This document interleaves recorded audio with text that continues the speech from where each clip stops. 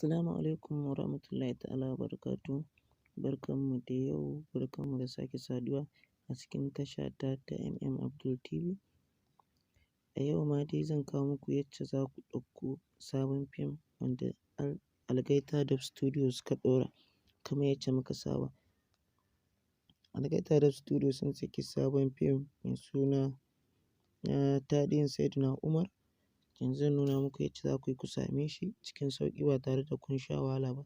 Da farko za ku shiga cikin Facebook ɗinku, idan kuka shiga Facebook ɗinku za ku yi searching Algaita Dub Studio, za ku shiga.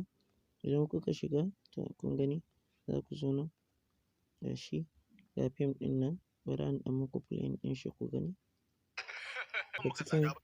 Daga cikin fim ɗin ga shi nan suka ce Assalamu alaikum masoya muna muku albishir da tarihin Sayyidina Umar wanda muka yi muku alƙawarin kawo muku shi.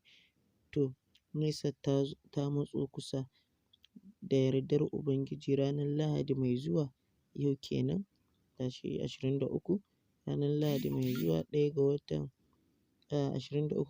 1 2022 za mu fara kawo muku shi, kuma wannan tarihi shiri ne mai dogon zango ga duk masu sha'awar dillanci ko kasuwanci wannan tarihin su nemi Munzali Shehu ta wannan namba. Mun gode.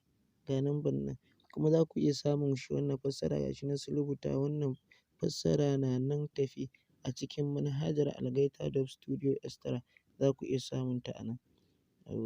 Mun gode, da Allah kuma a taimaka a danna mana alamar subscribe, sannan idan wannan bidiyon ya burge ka danna mana alamar like, sannan kai share ga 'yan uwa suma domin su samu nasu cikin sauƙi. Mun gode.